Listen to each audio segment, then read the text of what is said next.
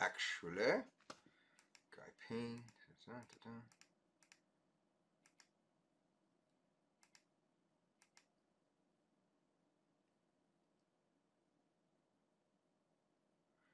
I could do.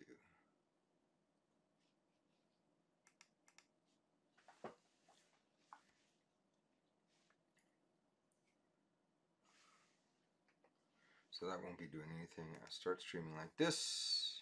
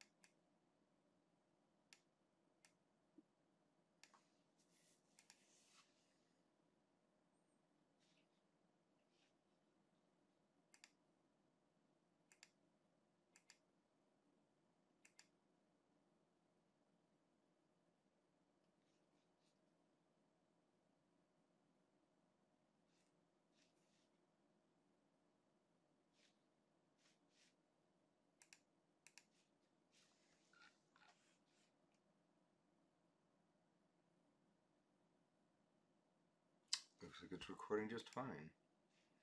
Okay.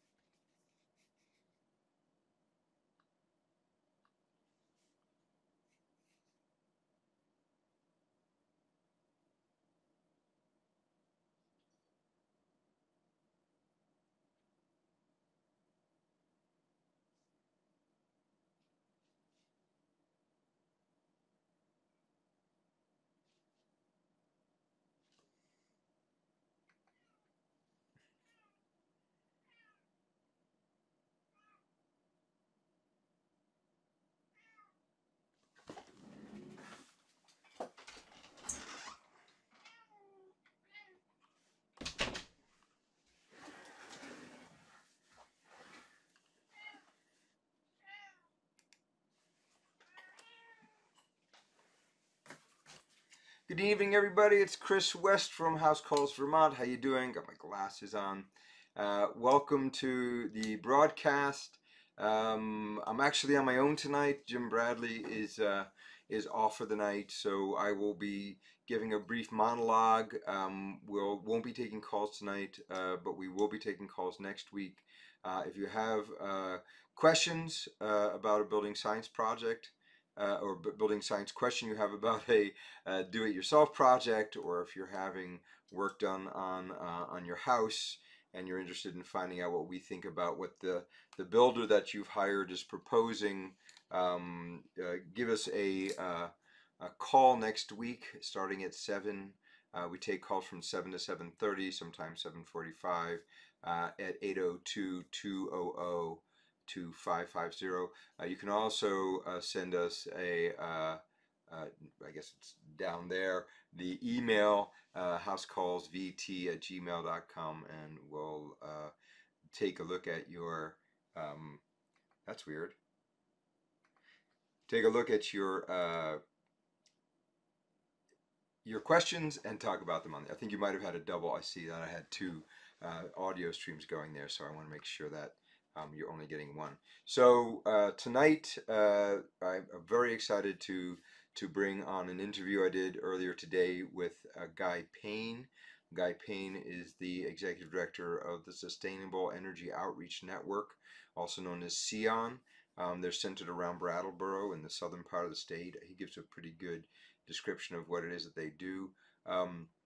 They have been having building science hangouts with builders in the area for almost 9 years. They also have been working with Peter Yost, who's an integral part of the SEON group, and developing a introductory building science for high performance buildings. And that doesn't mean only high performance buildings. These are building science concepts that of course we can teach to anyone and can be applied on any building site, right? Air tightness, moisture management, the different ways that heat moves, how moisture moves through buildings, things like that, so that we can understand what it is we're doing when we're, or the ramifications of what we're doing when we're building a house, and we're saying, okay, we're going to build a 2x6, we're going to put a fluffy insulation between, put an OSB on the outside, a sheet of polyplastic, and then sheetrock, and why those types of assemblies have a tendency to fail in our climate, even though they were the choice for a very long time, started in the 1980s. Tonight, however, specifically before I move on to some of the recorded footage, I wanted to talk about a meeting that we're having on Thursday. And who's we, right? Well, Jim and I, obviously. But more importantly, the home builders of Vermont are going to be having a meeting. And let me just pull this this image up.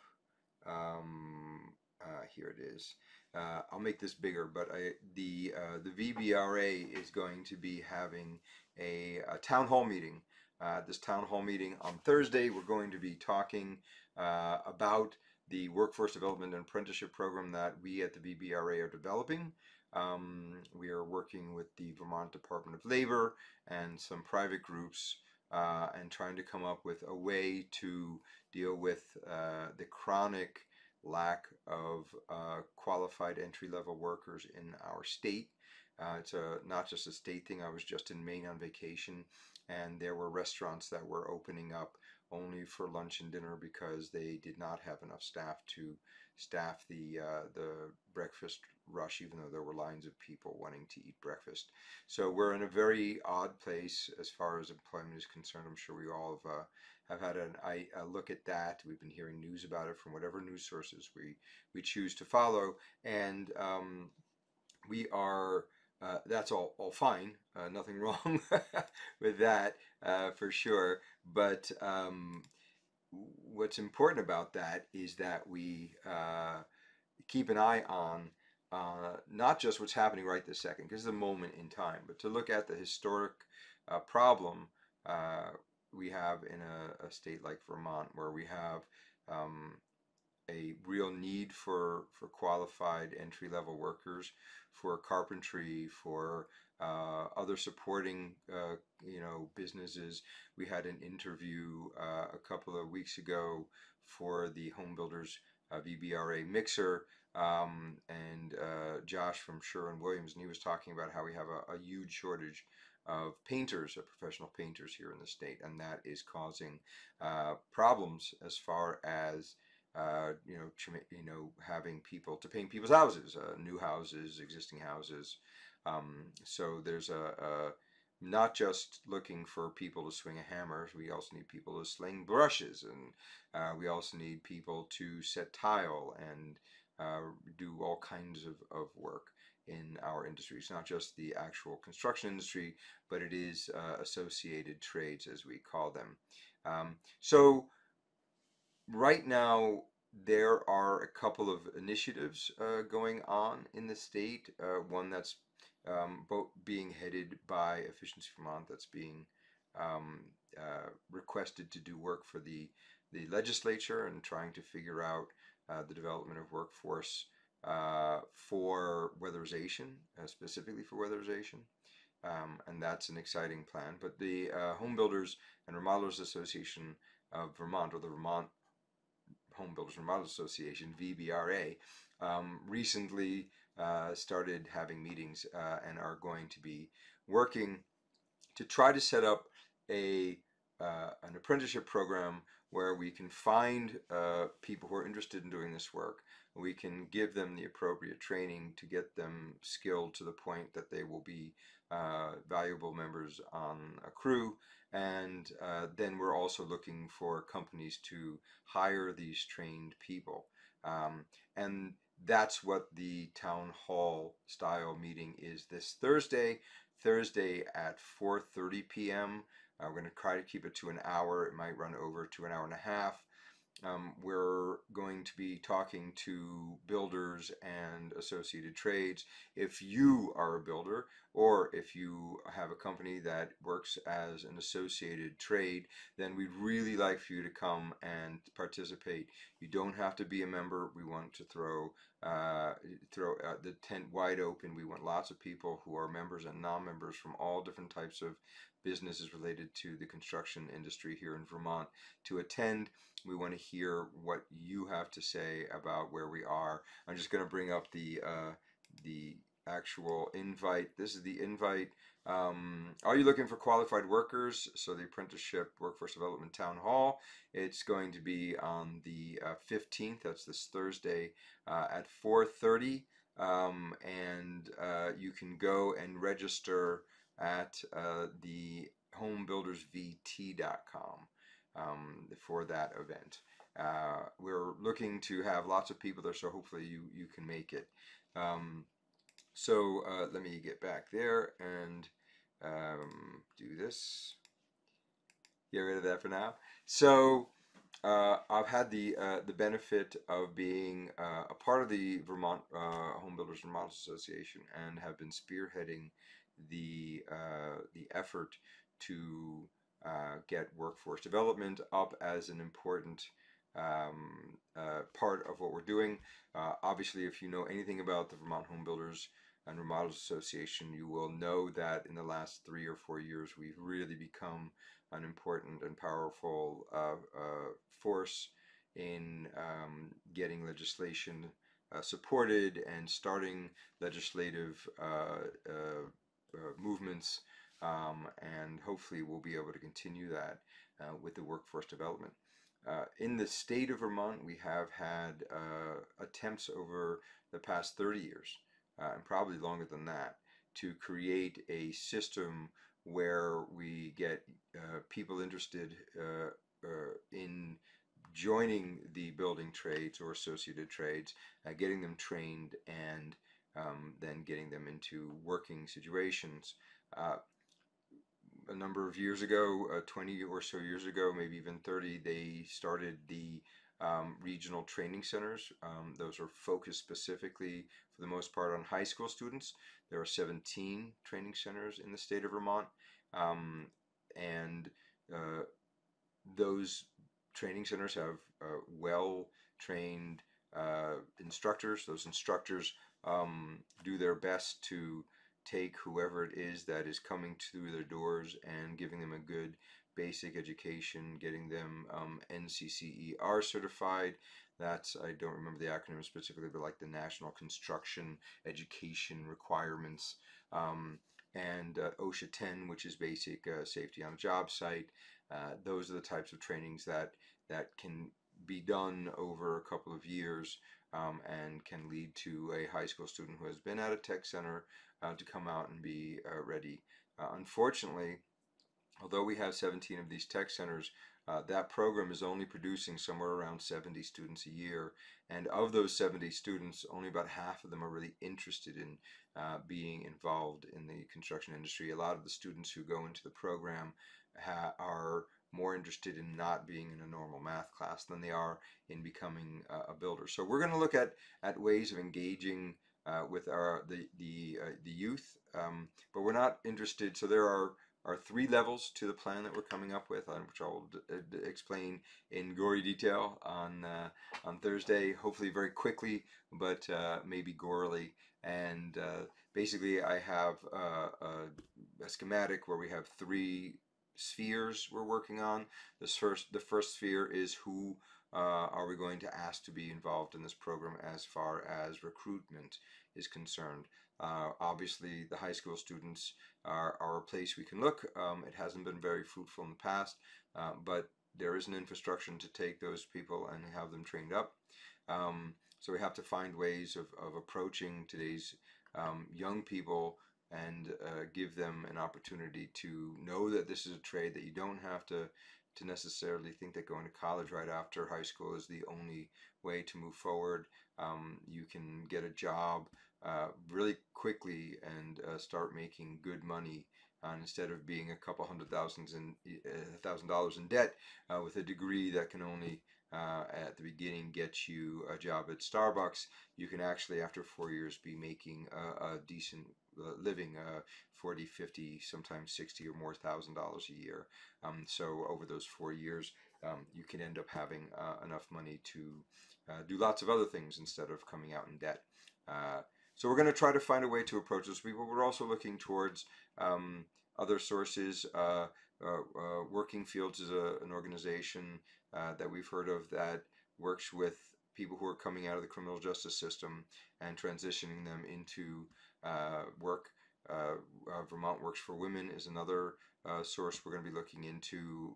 The Vermont resettlement program for new Vermonters, refugees. We're going to be looking at that. I have heard from some of the managers from the WAPs, that's a weather assistance programs throughout the state, and there are 5 of those, that they have recently been hiring people from the refugee resettlement program, so new Vermonters, and those people are very welcome in our industry. We need people who are interested in working, who are going to be hardworking, and who are ready to work. So that's the first sphere. Who are we going to ask to be these apprentices? And the second is, what do we teach them? And that has actually been very well done.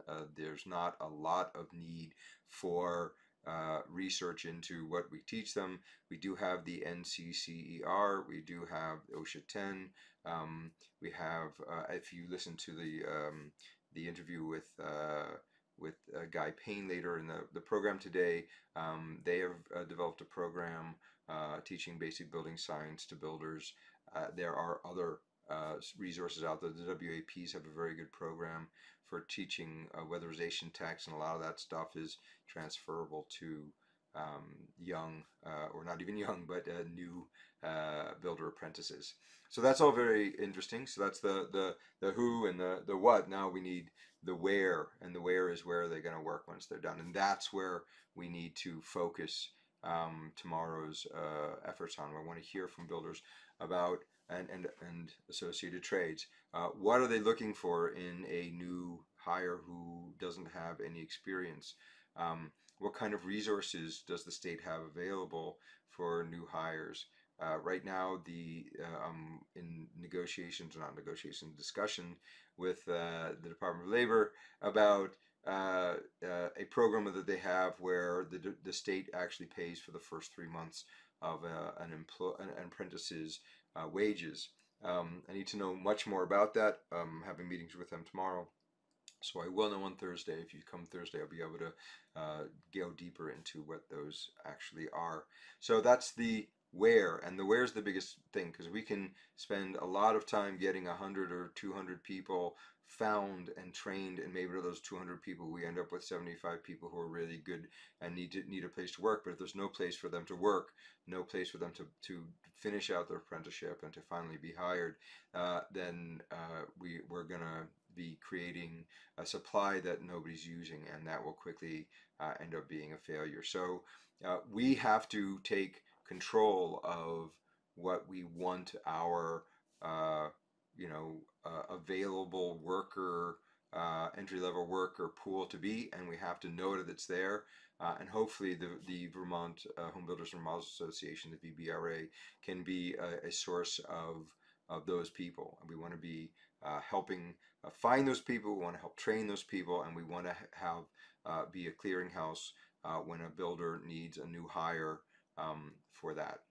One of the very exciting things that's happening, well, first of all, I'll just put on my VBRA hat. We just got these in. They're great if you're a member or even not a member and you want a cool VBRA hat. You can go to homebuildersvt.com, and so literally I'm putting on my VBRA hat. As I'm talking about, we have a certain number of builders in our association who are members.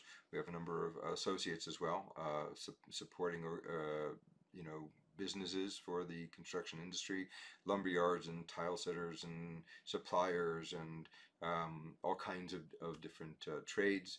And we need your input as to what you need, what you're looking for an entry-level new hire, what you're looking for in the people you already have in your organization. If you have people in your organization and you want to upskill those people, you want them to be able to learn skills, what kind of skills are you asking for? Are you interested in or willing to pay to increase the skills of some of these workers? A apprentice, a carpenter becoming a helper carpenter, becoming a journeyman carpenter, becoming a lead, a crew chief, a crew leader, or courses to help them run the business better. Another interesting point that we've been talking about lately is how business owners are not just interested in what's happening with an employee from 9 to 5. We are all very much aware of how the things that happen not on the job site can affect how focused, how attentive, how well rested, how you know, physically and mentally fit a worker is to do the work we want them to do. So that is another aspect we're going to be looking at, is support mechanisms and trainings for owners of businesses to help them navigate those types of questions and see how we can come with good outcomes. We're dealing with a population of people who have, some of them have been through some really tough times in the past year, and certainly have been through tough times since the opioid epidemic has struck our you know, population. So we have a lot of people who are struggling and need work and want to work, and we also need to know how to provide support for them, not just financial support, but also some kind of support outside of the work environment. So that's the spiel on workforce development. There is actually quite a bit of money right now floating around, federal money that's come in that we need to use in a very thoughtful and good way. What we really don't want is, we don't want a situation where the state or other organizations set up a program that requires a certain amount of money, and that money is there for a year or two and then dries up and the initiative disappears, which is what we've seen in the state over and over, these short-term programs that really in the end leave us with money spent and no good, reliable pool and renewable and renewing pool of entry-level workers. So that's what we're looking to make sure that we're developing this time. No stopgap short-term measures. We need to really look long-term here and have a long-term solution for our workers. The average age of a on-the-job construction worker right now on a single-family build is 58 years. And this is hard work. This is heavy work. It's stressful work on the body. I know when I was in the Netherlands, people who worked in this kind of industry were given early retirement at the age of 60, because it's just so hard on your body that it was impossible to ask them to continue on after that. This is hard physical work. That is a social democracy, so they have all kinds of social nets set up and requirements of early retirement, which wouldn't be early if your body's used up. And of course, the pensions in the Netherlands and the Social Security are set up quite differently. There is socialized medicine there as well, so you can get by on quite a bit less. And I'm not at all proposing that for Vermont. It's not something that Vermont could do on it in and of its own. You know, we just don't have enough of a business base to support that kind of work. But we can smartly set up systems whereby we can source workers, we can train workers, and we can find places for them to work. Almost every company that I know in the Home Builders and Remodels Association has at least got a thought and an opinion, and quite a number of them are looking for workers right now. I've seen requests put out. So that is the workforce development situation.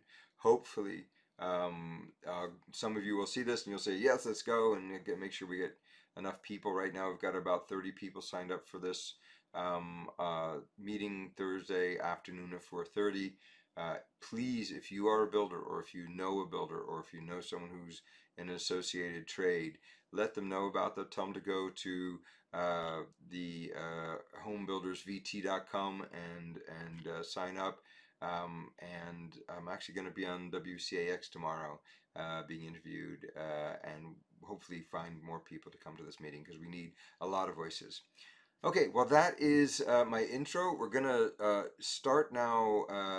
I've got a couple of pre-recorded videos. The first one is Steve Spatz. We're just going to look at an interview I did with Steve Spatz a number of weeks ago. A very short one, just talking about the types of incentives that Efficiency Vermont has for various types of projects. After that, I'll jump back on for a second, but we'll go right to the Audit Eavesdropping, where you get to follow Jim and I on an energy audit that we did in Isle La Motte a couple of weeks ago. This is part 2 out of 4, and this time I get up in the attic. So if you're interested in knowing what it is that we're looking for when we're on an energy audit, this is a good bit of fun. This one is a bit long. It's about 18 minutes long. And after that, we have this interview with Guy Payne from SEON, talking about that organization, building science, education, and workforce development. So thank you very much for coming, and let's take a look at this interview with Steve. Hi, this is Chris West from House Calls Vermont, and as usual, we're going to have a quick chat with Steve Spatz from Efficiency Vermont. This week, we'll be chatting about the Home Performance with Energy Star program, also known as energy audits. Hey, Steve, how's it going? Good, Chris. How are you? Good to hear from you. Good to hear from you too, and I'm doing pretty well, thank you. It's end of graduation time, and I finally have my second one graduated, so that's big. It's a big one. Wow, excellent. Congrats. Yeah, exciting. He's going on a gap year, so I get a year to collect the money I need to put him through college. Put him to work. Yeah, exactly. So let's chat a little about the Home Performance with Energy Star program. Why don't you just explain, what that is in broad terms, and then get down to how people can find contractors and what incentives are available? Sure. So Home Performance with Energy Star program is a program that addresses overall building comfort, durability, health and safety, and energy efficiency under the brand of Energy Star. And so this is a program that is owned or managed by the Department of Energy with the Energy Star brand. And in Vermont, Efficiency Vermont runs the Home Performance with Energy Star program on behalf of the Department of Energy. So we're an administrator of that program here in Vermont. And what makes the Home Performance with Energy Star program unique is that it is a contractor base that is specifically trained in building science and how to appropriately analyze and evaluate buildings of their current conditions for overall energy efficiency, for insulation, levels of insulation and performance, building durability issues such as how moisture moves through buildings, areas where potential damage could occur because of gaps in performance in different aspects of the building envelope.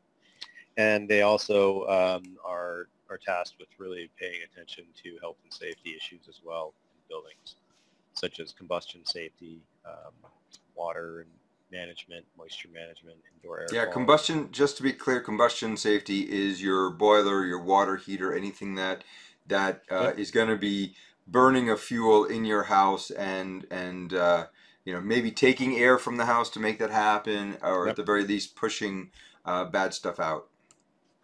Yep. Yeah, pretty much almost all of us live in a building that has some type of fuel burning appliance in it, and it's crucial to make sure that appliance, that equipment is burning the fuel appropriately and making sure that the byproducts of that fuel combustion are getting out of the house effectively and safely. And both from just how your house and how that building is as it stands right now, and then also in light of making improvements on that building as well, things that you can do to really lower your energy bills, increase comfort, improve building durability by improving air leakage rates through the building and insulation levels. Changing those dynamics can change the dynamic of how some of your combustion equipment. So you could have a house that before you have work done is not causing, say, a water heater to backdraft, and because the work you do makes the house tighter, there's a chance that after that work is done that those appliances are not performing the way they were and may actually be causing issues. Yeah, and those appliances were probably working on the margins previously, but you just had conditions occurring in your house that kind of masked the potential issues that were there. So, these contractors, because of the training that they receive and the level of ongoing continuing education and training and oversight that they receive as well, those are the kinds of things that make them stand out to some extent amongst other contractors who could similarly do insulation or air sealing work in a building, but not be aware of those concerns or issues around combustion safety and other indoor pollutants and contaminants like this contractor base specifically is. Right. So if someone is going to look for someone who has those qualifications, where's the best way for them to find those people? So because of the fact that the contractors that participate in this program with us under the Energy Star brand are specifically trained and certified. They're certified by an agency that requires that they maintain that certification every 3 years. They have to recertify essentially. And this is a high level of oversight and accountability with this contractor base. And by way of their association with us, they are the access point for consumers in Vermont to access incentives and rebates from Efficiency Vermont to help bring down some of those costs for air sealing and insulation. So if it's work that you've been thinking about, you want to just get a general idea about what's going on in your home and bring one of these professionals in to kind of just take a look and give their expert opinion on the conditions you have in your building and potential opportunities for improvement. You can seek them out through Efficiency Vermont's website by going to efficiencyvermont.com, and we have a Find a Contractor link or portal on the website.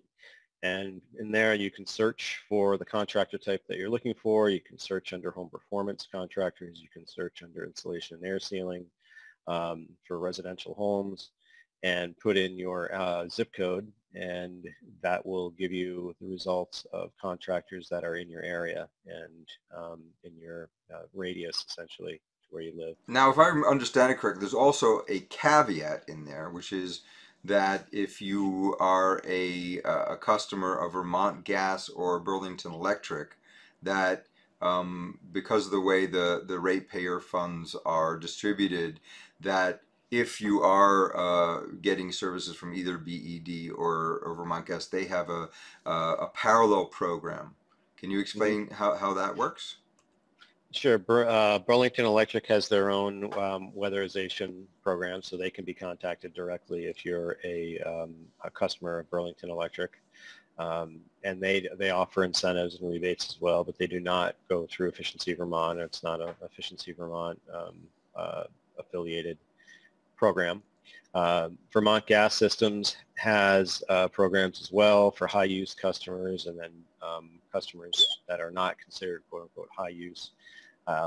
They use the same contractor network that Efficiency Vermont does, so you can still work with Efficiency Vermont's contractor network and go through the Vermont Gas program as well. So if you are a customer of either of those two utilities, then you can reach out to the utility directly as well and get more information, because there could be some other unique options available through those two utilities as well. And one more point is, if you are someone who it uses LIHEAP or one of the other assistance programs, you can actually make an application to one of the weather resistance programs throughout the state and get all of that done by your regional WAP and not go. This is really for what we call market rate housing. Correct, yeah. So if I were to be a person and I apply to have someone come and do an audit, and someone comes and does an audit, what are the incentives that are available, and how are those divvied up? Sure. So homeowners have access to incentives from Efficiency Vermont that'll cover half of the project cost, half of the eligible insulation and air sealing measure costs that would be installed in their home. And we'll cover that cost up to a cap of either $3,000 or $1,000, depending on household income. So the cap to $3,000 is available for moderate income households. And you'll see on our website, when you look up the information about the incentives, there is a table there that'll show what household income limits are per county in Vermont, and what those income thresholds are to achieve the $3,000 or $1,000 cap in incentives. Great. That's a lot in a little bit of time and a little bit of space there, but I think we covered it all. Is there anything else you'd like to add about the Home Performance with Energy Star program? Just this has been a program that Efficiency Vermont has run for a long time now, pushing a couple decades here, and the work continues to grow. State of Vermont is reinvesting in weatherization as a path towards meeting our climate goals, and also just reducing the overall energy burden to Vermonters. So the program continues forward. It's a great contractor base and network that works in the program. And contractors are steadily busy right now, so we encourage that you seek out a few different contractors if you're interested in looking at your options. And as long as you're okay with waiting for a little bit, you can plan ahead a little bit, then you'll be able to find a contractor to work with. So. Yeah, we get most of our calls after the first cold day, right? That's right. November 15th. Now is not the time people are typically thinking about this stuff. No, but. very, very true. Great. And just as always, where can they go to get that information, Steve? You can go to efficiencyvermont.com. You can find everything you need there. Great. Well, Steve, thanks again for stopping by and giving us some information about Efficiency Vermont and their programs. We'll talk to you again next week. Sounds good, Chris. Thanks. All right, thank you. Yeah, you have a good weekend. Thank you. You too. Bye. Bye. Weekend. Thank you. You too. Bye. So that was a message from Efficiency Vermont, Steve Spatz, our colleague over there at Efficiency Vermont. Colleague meaning just a guy who works in the same industry. We don't work for Efficiency Vermont. We don't get paid by Efficiency Vermont, but we do fully support what they do. So the next thing we're going to be looking at tonight is the part 2 of the energy audit eavesdropping. So following us during an energy audit, and today we get up in the attic, so that's going to be a fun one. It's about 18 minutes long. I'll be back on after that, and after that we'll go to our interview with Guy Payne. Thank you very much.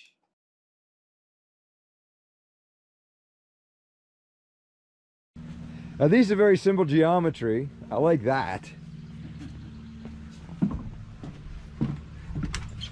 So we usually start the audit by saying we're very nosy. We're going to look everywhere. So good. Please do. The nose knows, Chris. Yeah, it does. It does know. A bit musty for sure. Definitely musty. How long has this not been lived in, Craig? I don't really know the answer to that. The people that owned it before Bob and Cheryl were Canadians. They were from town at certain times. I don't know. These were their homegrown efforts to fix some things or change some things. Ah, it's just a... Yeah, it is interesting.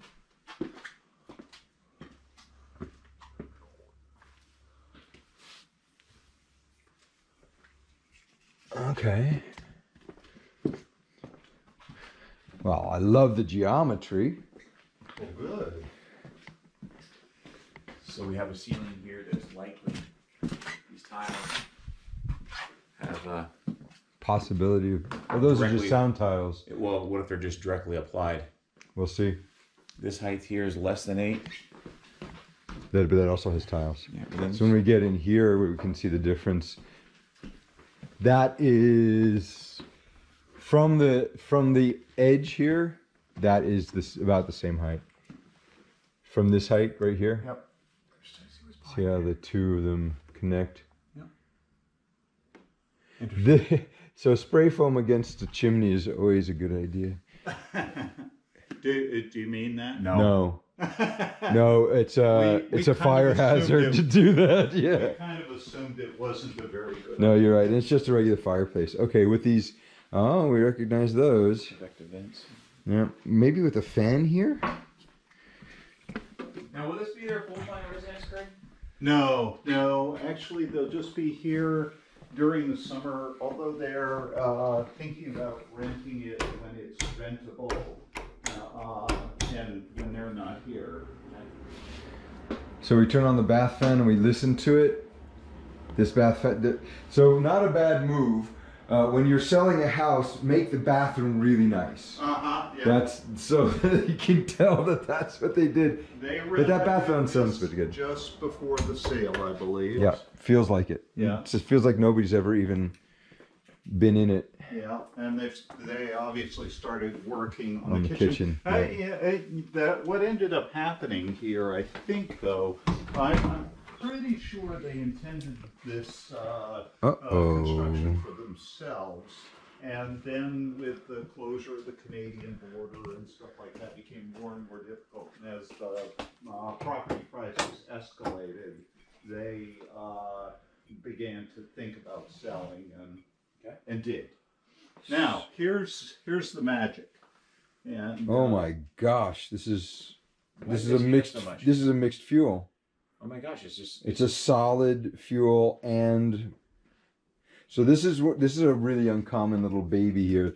You can actually, unless I have it wrong, it looks mixed fuel, that you could actually burn something else in here, like wood. Yep, exactly. So it's an oil burner on the bottom with a wood box, firebox in it. Yeah. Probably about as inefficient as a thing can get. Oh, great. But you feel Well, that... they don't want to keep this stuff. I Yeah, don't no, believe. and we'll give them a recommendation for Do you feel what how to hot swap it it is in. in here? It's really Yeah. hot, Yeah, it's warm. and that's in the here. attic access. And there's your What attic I'm wondering here, access. Jim, is this mastic on the floor. I'm worried that maybe Yes. it's asbestos. Those look like 8x8 tiles to me. It does look like the classic 8x8 tile. So, Craig, one thing is, it's just one of those markers, indicators, that when a certain size tile was 8x8, it was very popular in the day. It had black mastic on the back, and more than likely than not, it had asbestos in it. And so it needs to be encapsulated or professionally remediated, or something that needs to happen. Clay Point Associates out of Williston is a great testing agency. It's not hugely Cheap. expensive, but it's not cheap either.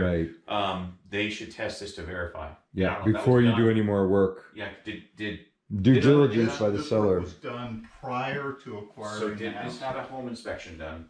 It did have a home inspection Did they cite done. this? We'll have to take a look at the report. If you can get us a copy of that home inspection report, that'll help I will us. ask Bob for a copy of the home inspection report. I want you guys to have that. Yep. I mean, it is possible that this doesn't Perfect. have it. Exactly. But it could be nothing, when we see this is an indicator. especially from a house of this age I from the was here 50s. when the home inspector came. He seemed very competent. Sure. No Just- soffit vents. Yep. Saw that already from the outside. You would take a look at this. Yep, I will. I do not Gladly. feel confident standing on this framing because it's not headed off. Okay, so it's just cut off. So this means it's going to flex quite a bit. Until it hits the wall. Yeah. Okay. So, but you can see quite a bit Yep. up there, and there's a lot of insulation up there. It's just not in place. And then there's an Like the insulation we saw under that house last week. But It was you'll see- actually literally in a roll still under the house. Oh, good. Not that, but there's like a fibrous bat insulation, and it looks like a cardboardish type ground. So that's underneath the fiber. That was what was originally used. Interesting. Okay. So, Chris, I'm just curious. You're obviously making videos. Will these be available to? I can certainly make the videos available for you. I'm just thinking of Bob because he's not here. Yep. It's a nice series of events because we So- just started last week because of our show. Yeah. There's always these stellar moments that are good, as long as people. Good news is, if we're looking up here, what are we looking for in an attic, right? What we're looking for is what's the condition of the sheathing. And looking here, we can see He does the editing of all of his that the sheathing is, let me widen my scope here. We can see that there's no mold on the sheathing, right? It's not, it also doesn't smell moldy. That's really important. So these vents that you can see, the gable end vent, it seems like there's enough fresh air coming in here to allow for that all to vent properly. I mean, the house is from the 1950s and it's venting properly. That's great news, even without soft vents. So these gable end vents are working. The second question that we're going to have is how much insulation. Is there air sealing on the top plate of the top pressure plane, which here is the bottom of the attic. That would be here. This is the attic, and what we're seeing here is here are the tiles that are making up the ceiling, and here's the strapping, right? And here's the bottom of the truss, which was cut through for this particular hatch, which is not a great idea, but still. So we see this all the time. This is not going to do anything for insulation. It'll do a little something, but there's no air sealing. As I pull this back, you can see, right, here's some wires, and then we'll just go to this bay here, and we can see that we've got a 2x4, right? Let me see if I can get that better. But there's absolutely nothing between those tiles and this space, and the tiles are not very good air sealing. So it's pretty clear that there's no proper air sealing. There's no sheetrock on the ceiling. There's just strapping and these tiles. So that is going to be an interesting thing to have to figure out a good air sealing strategy, because the top plane should be air sealed. Jim, I'm gonna crawl through all the way to the other building, to the original entryway where we have the T, so I can see what's going on over there. Just so you know. This is the fun part of doing audits. Nasty attic stuff. And what do you find in an attic? Well, this is kind of scary, right? We just got electrical wires hanging on top of this insulation. Looks like there is, let me stand up in here. Fortunately, someone's been in here before. I'll widen that again so we can see what the hell we're talking about. And tell me, in an attic, if the insulation has to be in contact and contiguous in order for it to work well, what is this? This is a ball of insulation. And this is, oh, there you go. We see this all the time. There is just unused insulation. Here we go. Let me not step through the ceiling here. What kind of R value does a roll of insulation that's never been installed do?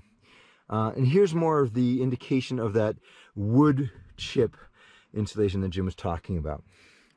But in general, still, I'm looking here, and I'm not seeing any mold or any indication of any problems there. Here is interesting. This here is the chimney, right, going through. We saw that downstairs, and they have insulated it and kind of with this reflective bat stuff. I'm a bit concerned about this material. What is this material?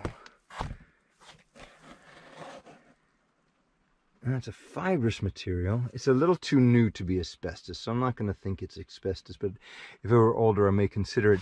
And why plastic on the outside of this? I'm just trying to think of that level of detail. Right, here we go. How good is that? Contiguous air shielding? I think not. Okay, here we're getting into the other building. You can see here we have the one part of the building where we have this type of roof, and then we go to this other roof line, and what we're in here now is the connector between the two roofs, right? This ridge here is the connector between the two roofs. So this is one roof, and then it becomes another roof, and it's the ceiling of this attic that I now want to take a look at, right? Okay, so let's do that and see how this roof inside is also active. A random piece of insulation. More of the quote-unquote insulation to the attic with this plastic on it, kind of weird. And I need to get in here. So it looks like there's fiberglass, cellulose on the floor here, right? And let's do a bit of digging. This is another fun thing. So let me see how's the best way for me, once again, not to fall through the floor. So let's find there's a rafter, and put our foot on that one, and then let's look in here. That looks okay. I'm seeing a little bit of coloration, but it doesn't smell bad. And then we're gonna dig in here and just move some of the cellulose aside. Okay, the cellulose goes down to the back of some fiberglass insulation, and then there's the strapping. Okay, that's what we have. So we've got what looks like something on the order of 12 inches of insulation up here, which is a decent amount of insulation. We'll get a firm measurement on that. Then that goes down to the back of some old fiberglass, which then goes down to some strapping, so there's an air gap in there. Not the best assembly. Getting a bit dusty in here, as you can see. Okay, so let me see, the blocking over there. But in general, the actual attic looks okay. There's a beam. This way we can see all of that. It all looks pretty good. Okay, so let's get a measurement on the thickness of the insulation. What we do, I'm just going to create a little hole. I just wanted to get some more video of just all these wires laying on top of and the piles of insulation. That's the insulation level. And then literally, let me see, you get a side shot of this. Here's more of it just laying around. That's the big pile. And here's another big pile of insulation. That insulation is not doing anything. And fiberglass insulation in almost every attic install is never installed correctly. Okay, that's actually very good news.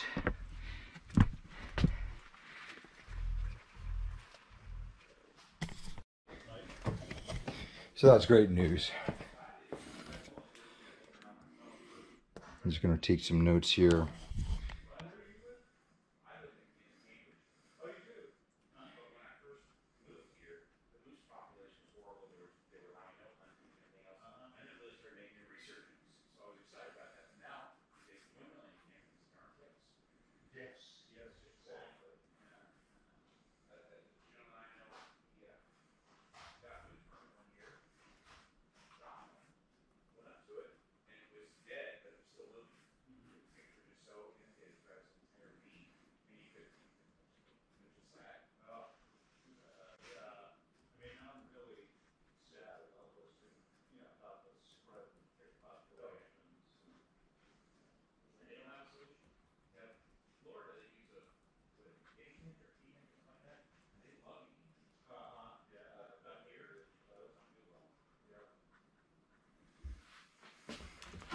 Okay, there you go. Good news. The attic above here is also well vented. There's about 10 inches of cellulose on the flat. I didn't really take a look at these slopes because they are really short and there's no soffit, so we didn't have to worry about whether the soffits were clogged or not. It seems like the gable end vents are doing great. This also is a strapped ceiling with a layer of fiberglass on it, so that's going to make some interesting. And I got to look at the attempts at air sealing and insulating around the chimney upstairs. I think that was an attempt to reduce the warmth of the air up there to try to cut down on the icicles and ice dams. Mm-hmm.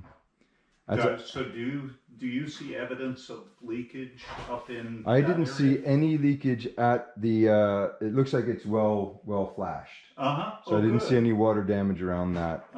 Very good. So no, it looks So actually. So in your opinion, this was simply an attempt to reduce the infiltration of warm air from this space into the ceiling. That's exactly what I think. Right. Of course, it's always hard to get into someone's brain, but when I'm trying to deconstruct it, that's what I think they were doing. They're trying to air seal this space from that space. And your general assessment of attic space, how would you summarize that? I think the attic space is in good condition. The underside of the sheathing and the rafters are not moldy. There's no water intrusion. Right. However, there's we call the top pressure plane where the warm air from the stack effect pushes up against is not well defined because that tile is pretty much the only thing stopping air from going up and into it. So does it... the spacing on the rafters, and were they 2x6s? Now you're asking me again. Well, I'm concerned about that because if all of a sudden this air doesn't go up there anymore and starts to leak or starts to melt the snow. Okay, hold on. So right now, you're talking about added snow load. Yes. If we don't let the hot air that's doing that now melt that snow. You know, Jim, I will honestly say that I didn't get a good measurement on that. Let me get that. I think it was 2x4s, but it could be 2x6s. Just take a quick look.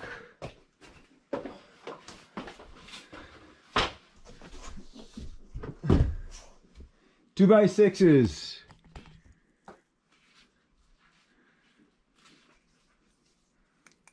Yep, 2x6s on the rafters, 2x4 on the floor. The bottom chord of the say the ceiling joist, as it were.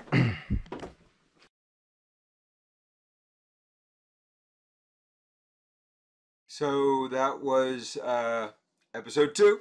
You got to get up there in the attic with us. That's pretty exciting. So that was we're going episode 2. You got to get up there in the attic with us. That's pretty exciting. The next thing we're going to be doing is we're going to be having an interview or follow an interview that I did earlier today with Guy Payne. Guy Payne is the executive director of the Sustainable Energy Outreach Network down in Brattleboro and a member of the Home Builders, a staunch supporter of building science knowledge, and we talk about workforce development, and we also talk about building science curriculum and what SEON has been doing to develop a curriculum for builders. So let's take a look at that.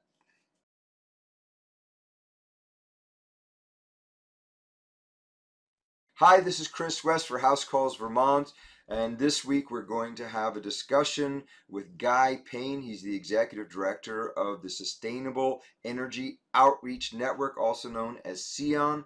SEON is based in southern Vermont, down in Brattleboro, although they're all over the southern state there. Guy, welcome to House Calls Vermont. Thanks for taking time out and joining us today.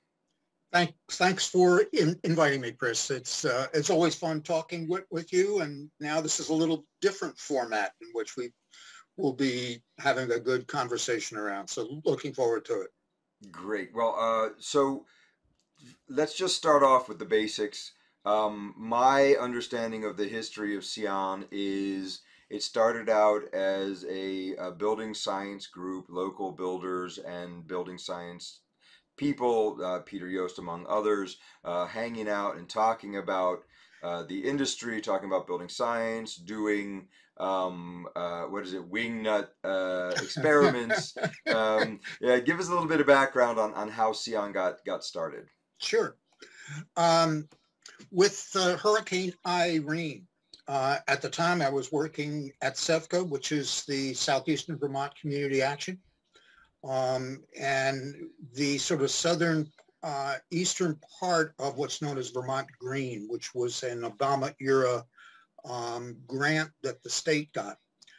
And the weatherization folks, or the supervisor, came to me and said, Guy, we know energy efficiency, but we don't understand water and vapor management. And we know if we're not doing both, we're creating more problems than not. So with that, and I had money through the Vermont Green program, contacted Peter Yost, who is, as we all know, is one of the nation's foremost educators, researchers, writers, you name it, on water vapor. So he put together a course using a lot of work he had done with the national home builders. And we delivered an advanced course on building science called Advancing Green Building and Building Science, the Keys to Managing Moisture.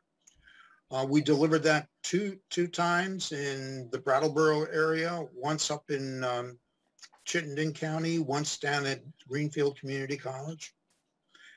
And after that, the builders said this was the best course they ever had on building science, but they needed a forum whereby they can gather and discuss difficult issues that they find on the job.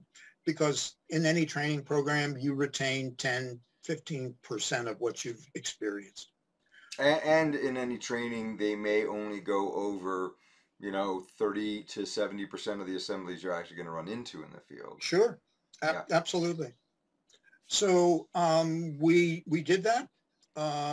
We decided let's form what's called the Building Science Guild, where a couple of criteria. You leave the name of your company at the doorstep. What goes on there stays there. Even though all the builders who attend know they all made the same mistakes. Many even go back to the 70s and wish they had changed the name of their business, But to escape what they've done in the past. Yeah, right. Anonymity and shit. There are builders who do that on a regular basis on purpose, right? But, yeah, I mean it's more tongue in cheek, but it's the realization that we did the best we could at that point in time. With that understanding. Yeah. But it really took some time for the builders to trust one another. They're worried about giving out trade secrets and all. But there's also a key element, and that is just having fun. There's a great deal of irreverence and partial of that is set by the way Pete conducts things. The wingnut, yeah. Yeah, so there's good discussion. And then from that, Pete, Dave Gothier was sort of the regional manager of Vantum Panels at the time, and a manufacturer of SIPs. And one of the concerns that they had was, granted, all the testing of tapes and sealants were always done in sterile environments. So what they wanted to do was let's set up a testing arena whereby we can begin testing tapes and sealants in the environment in which we exist. In real time, outside. Exactly. Real, yeah. Yeah. So we set up some mock-ups and got some of the results. Pete even took that to Nessie's Boston, where he was setting it up. And a number of companies said, you guys don't know what you're doing. And at the same time, Pete said, so what are you doing? But there are a number of companies that have followed up and always wanted to see where things were going. And we had called that the Wingnut Test Facility. So it's always been one of those things that we've enjoyed, but we can't really come up with the facility. We thought UMass would take that on with their whole building program down there, but that didn't work out. That may be morphing with Nate Gusikoff. With some of the aero barriers, and he's really interested in that. So that's more of the side. So for a while, since 2012, it's been the Building Science Guild running some of the advancing green buildings. And then by 2016, we realized that the supply of builders was reaching a real critical point, as well as our incumbent builders did not know this stuff. And you and everyone else knows that, you know, we say sometimes conservatively that 90% of the people don't know this stuff. So we formed, and we're talking builders, right? When we talk about people, like builders, less than 1%. And people say, and people will also say architects. Yeah. Because in his experience, many of them will come and say to the instructors, why aren't you teaching us this stuff? And the professors would say, well, you get that on the job. But they don't. But they don't. Because the builder is teaching them, learn from their dad, and they're still doing stuff when we didn't care how airtight a building was. Right. So we pulled together a team of our high performance builders and said, what is it that you want when you're ready to hire somebody? So we got to the point of saying, yeah, they need to know very basic carpentry skills.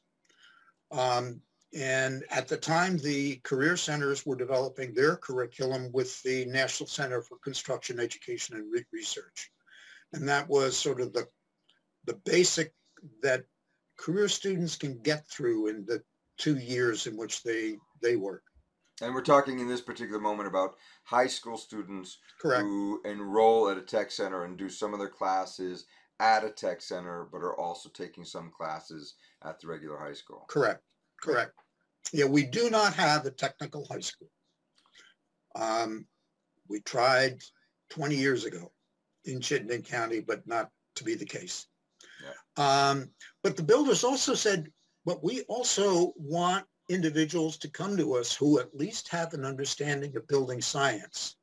Very, you know, introductory awareness level. We're not saying accomplished by any means. Don't have to know the calculations themselves. No.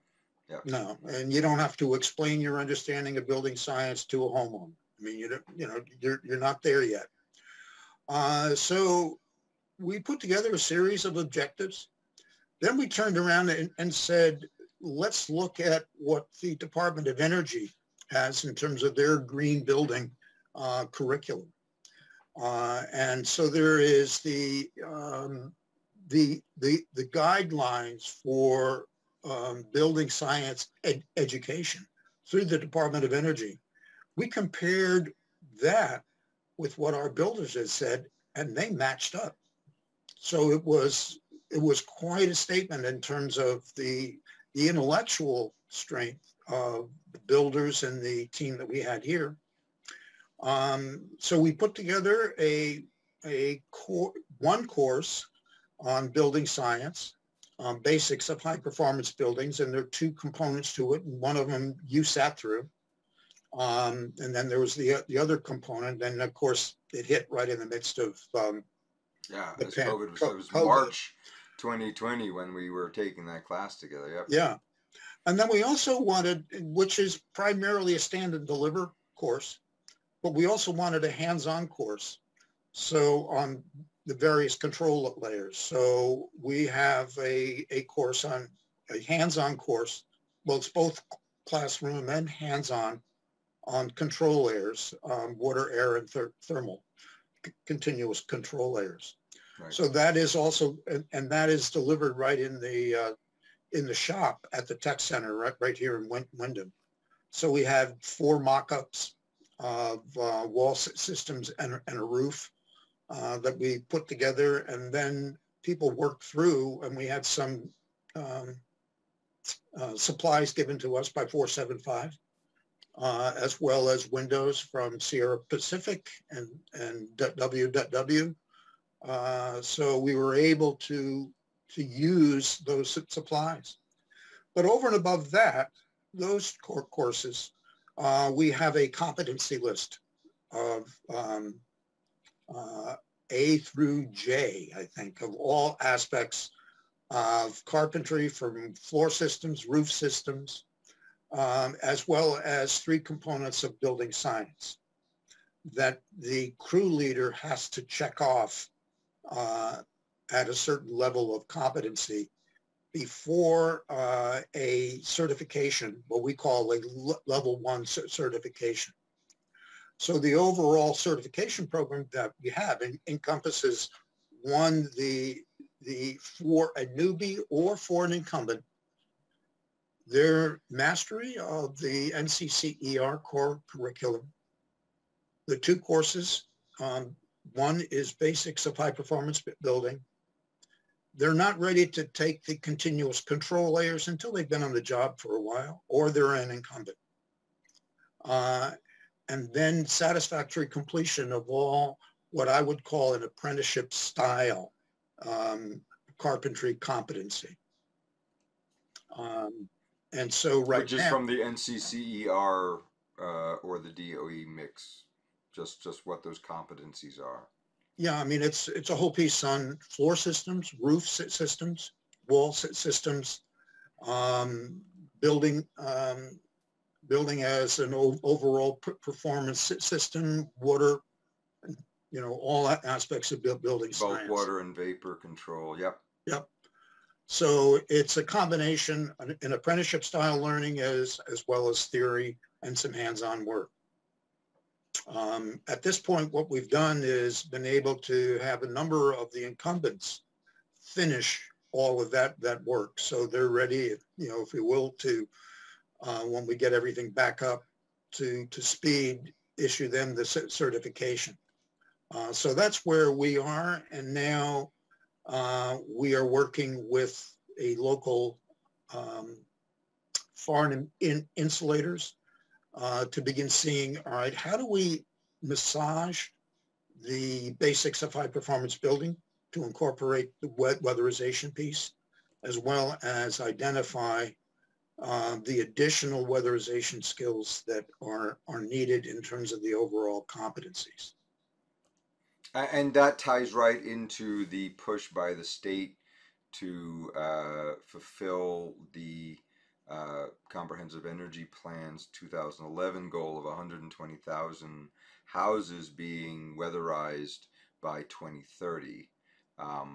It was tied to a bill S-109 originally, but the state has decided, without the legislation actually being passed, that they're just going to implement this program without legislation and just call it a part of dealing with this money we're getting from the federal government to do this work. And I believe right now Efficiency Vermont is leading the weatherization tech, you know, workforce. It's one of those ones, right?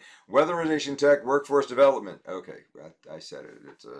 It's a tongue twister, but and unfortunately, both you and I have been asked to be a part of that process. And one of the reasons I think it's so good that people like you and I are involved in that process is because a lot of the big players in the state, the tech centers, Efficiency Vermont itself, the WAPs, the weatherization assistance programs, who have a lot of experience historically training people, you need a critical voice in the room, because those programs have not been all that we need them to be in order to fulfill the needs of the state. Obviously, we're sitting here with this huge drought in workforce for carpentry, but also for weatherization. So I'm glad that both of us are able to be a part of that process. It's very important that we're in there. So what COVID completely disrupted the rollout of this high performance training packet. Where are you at in restarting that?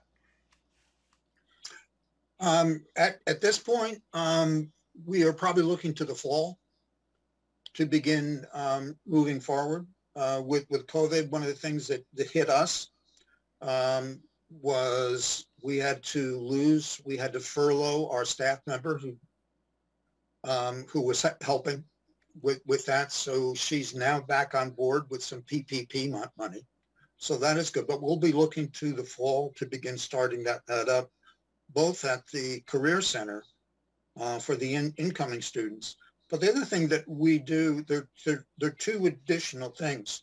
For the incumbents, we're able to test out the NCCER. So there's by test out, you mean you have been authorized to sign off on those competencies? But only using certified instructors. Right. So it's not SEON, it's the Career Center instructor. So there's a knowledge component as well as a performance component. And it's many of them just sailed through, but there's some that still have trouble, especially for the small builders.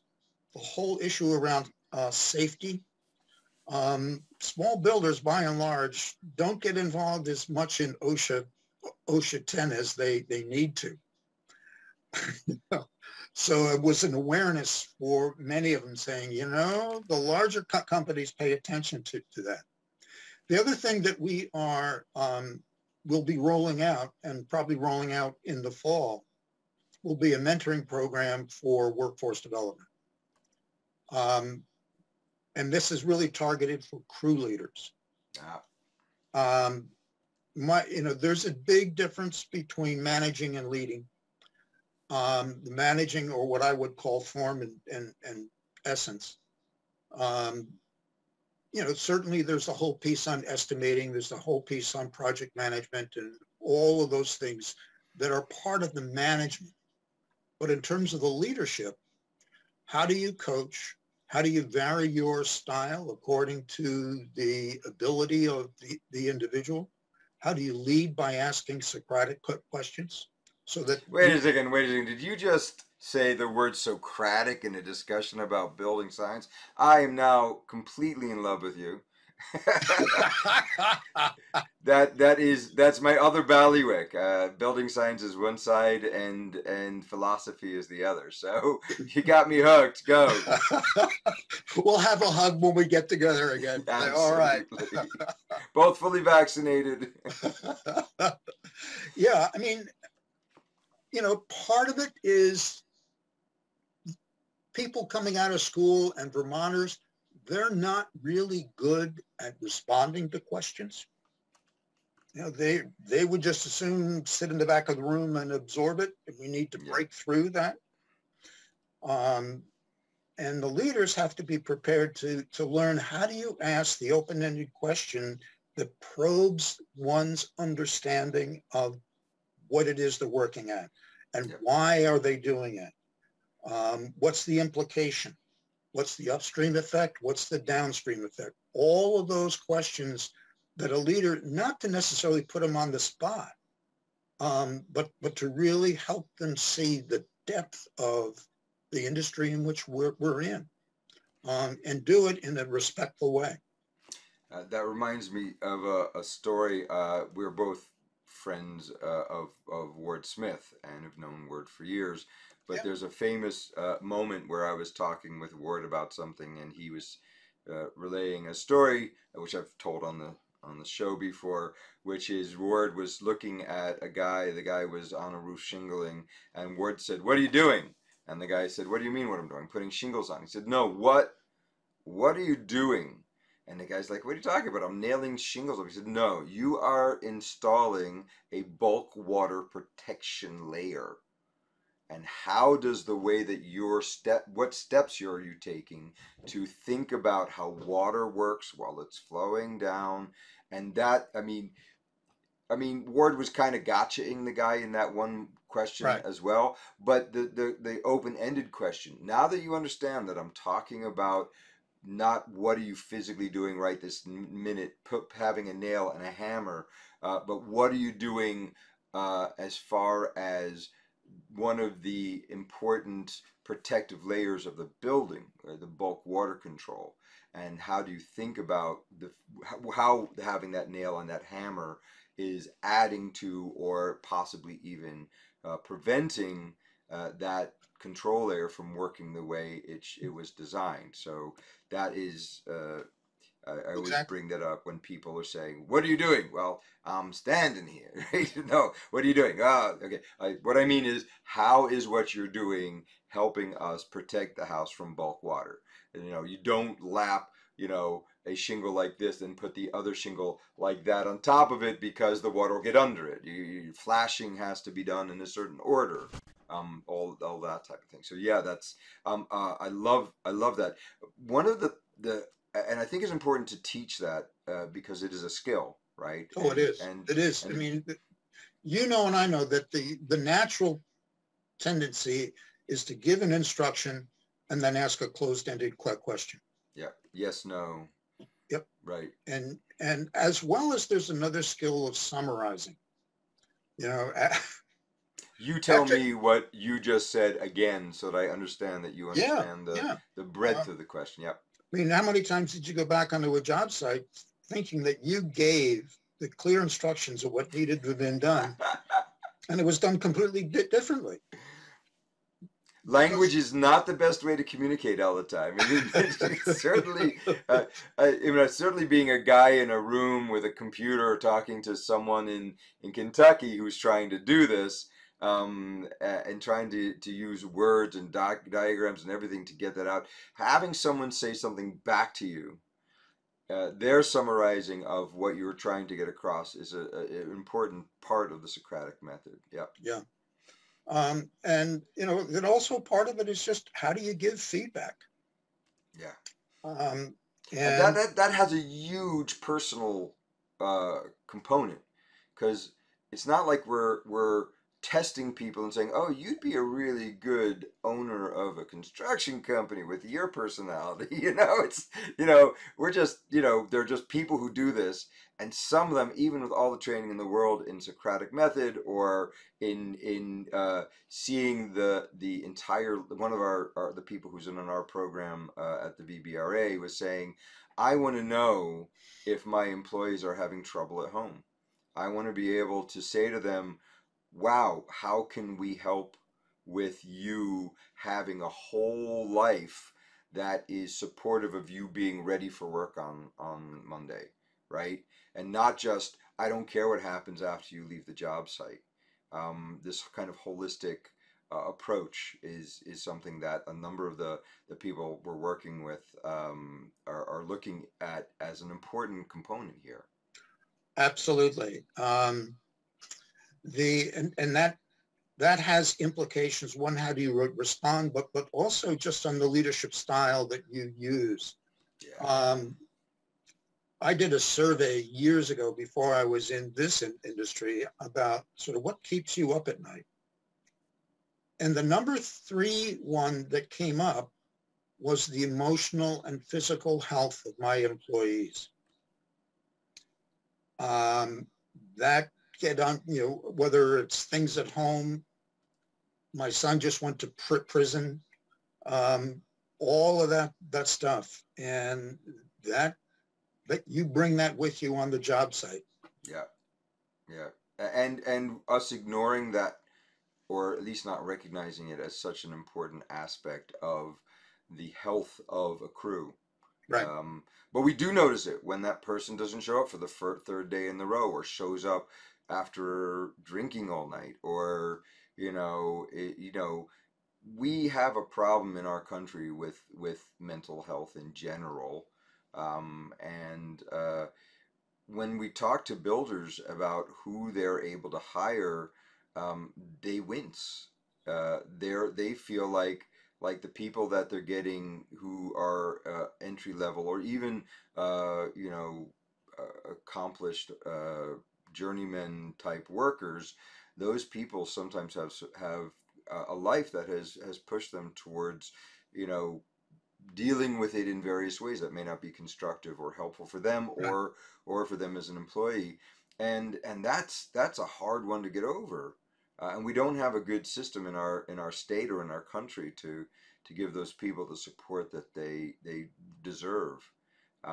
So you guys are getting back up. You guys are going to have courses going again. There's a lot of initiatives happening in the state right now, about and in and around why don't we have an effective, what was I calling it?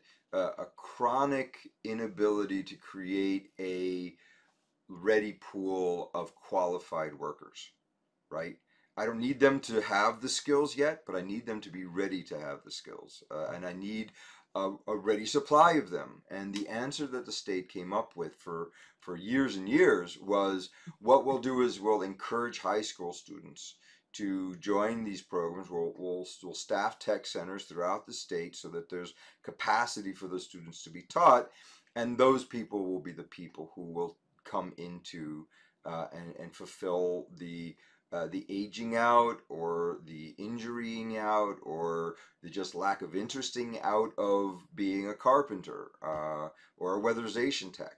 And one of the things that shocked me very much when you and I were discussing, we had a meeting, I think about a year ago at this point, with one of the teachers at one of the tech centers.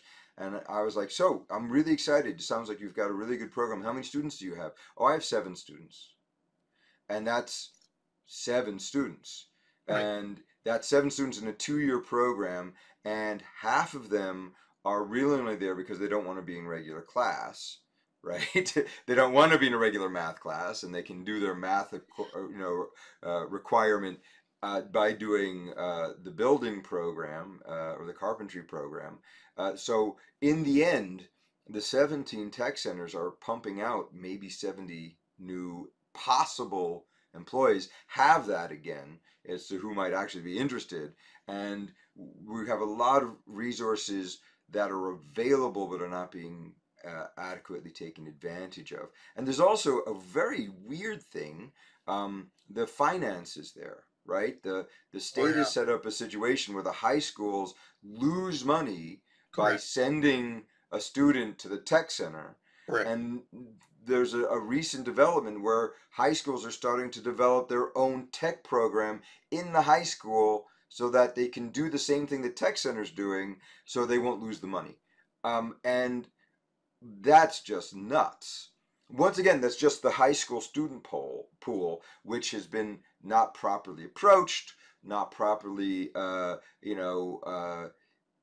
there was a meeting the other day. I'm sorry to bring this up, but we were meeting the other day, and some of the persons was saying, well, we should go through the high schools with postcards, handing them out to the students, letting them know that there are this great job opportunities. I'm like, postcards? Have you met a teenager in the last 10 or 15 years?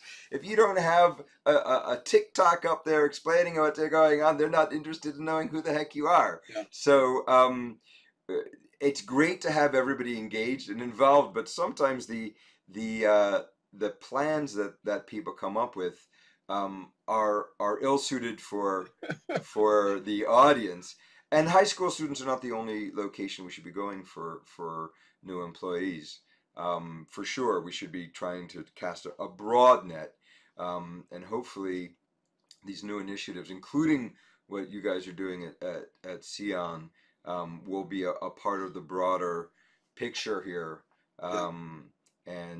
So if someone were to be interested in finding out more about the high performance builder training, the phase 1 or the phase 2, I know that the phase 2 hasn't yet been presented, where would they go? How's the best way to engage with SEON?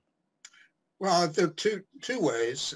Certainly, our website still needs to be cleaned up from the old, just in terms of old dates. But on the website, you'll begin seeing the breadth of what we do, not just the training programs, but we also put on the Sustainable Home Tour that is coming up in November. So they can at least go there, which is www.SEON, S-E-O-N, Sustainable Energy Outreach Network.info, I-N-F-O. And then the other is certainly feel free to contact me. It's Guy, G-U-Y, at SEON.info.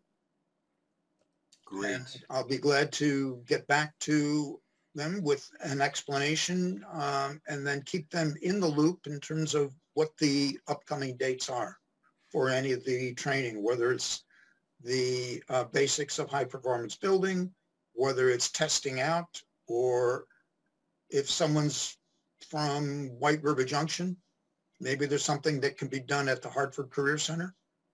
I don't know if they have a building trades program, but I think they do. I'm not sure. Part of what we're going to be doing at the VBRA is as we're developing what we hope will be a robust apprenticeship conveyor belt, right? We want to create a situation where we're getting regular pools of people that will be able to have an idea, a good idea of what each of the tech centers are doing. We have 17 of them in the state, so that we can plug in to not only the high school level, but they also have adult education programs there. They have locations, they have places, they have teachers who, if they aren't up to date on exactly what we want them to be training from the building science point of view, are certainly trainable to be able to do that. I think they're all doing OSHA 10, and they all are at least up to date on the OCCER requirements. So hopefully we can have a concerted statewide effort to fix this this chronic issue. I do want to say that the building science group that you set up was inspiration for us up in the Chittenden area to start one, which went along for a number of years. They still meet every now and then. They're not quite as active as they were. I've stopped putting my effort into that. I'm putting my effort into this endeavor. So trying to get more people involved in that. But have you thought about, is the Building Science Guild still meeting?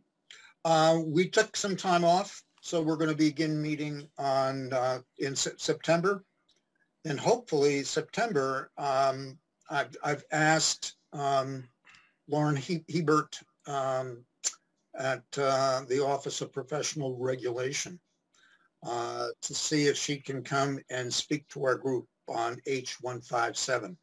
Okay. Well, H157, our listeners should know, because we've talked about it a lot, is the contractor registry bill, right? Which of course Lauren Hibbert would be administering if it were to pass, which we hope it will, and we hope it'll get signed. Yeah, it's. I mean, SEON's board has endorsed it, but there's an awful lot of folks that are not SEON members. Who have given pushback because it's the whole issue around contracts and the amount of time that people have in terms of writing up a contract.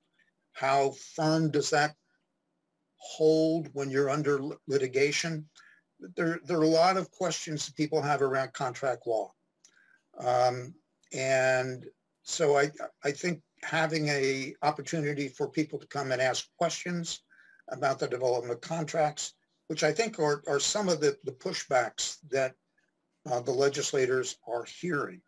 Yeah. So that didn't cross the finish line in May or June, whatever it was. So they'll pick it up again in January.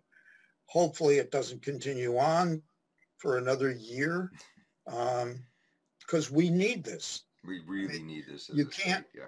you can't talk about building a workforce you don't know without who's any working policy, in the industry. without any policy around that. Yeah.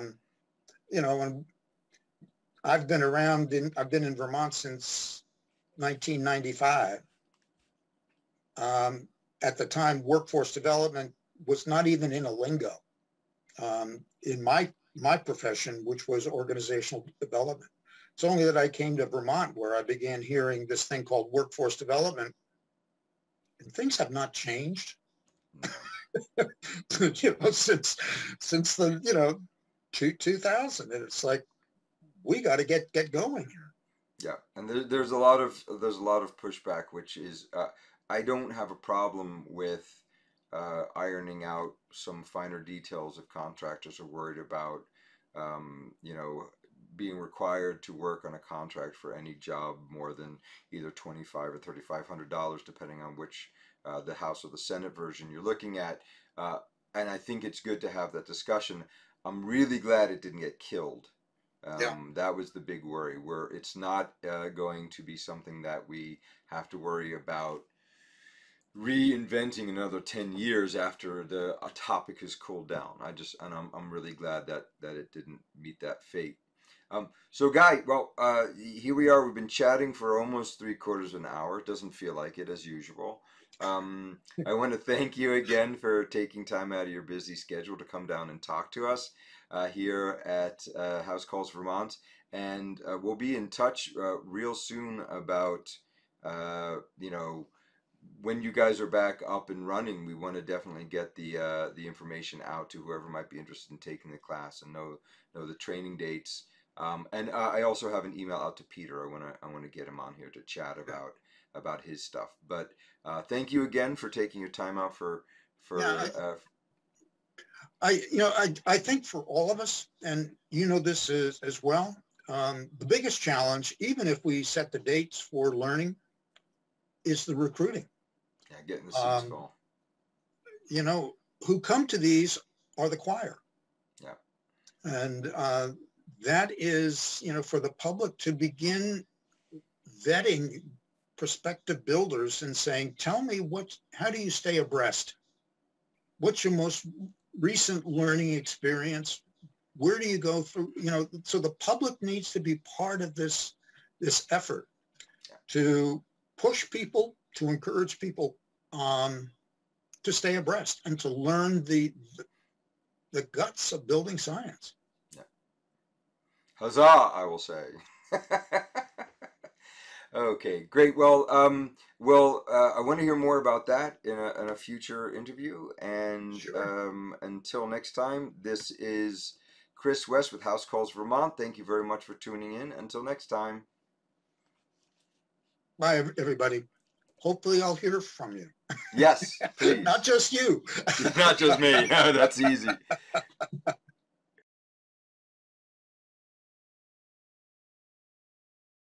So that was the interview with Guy Payne. I will have it up as a separate video at some point in the near future. Stop that a little early. So that was the interview. Thank you very much for watching tonight. I will have it up as a If you separate have any video at some questions, point in the near please send us future. an email to housecallsvt@gmail.com. Thank you very much for watching tonight. If you have any questions, please send us an email to housecallsvt@gmail.com. And until next week, this is Chris West for House Calls Vermont. Have a good day.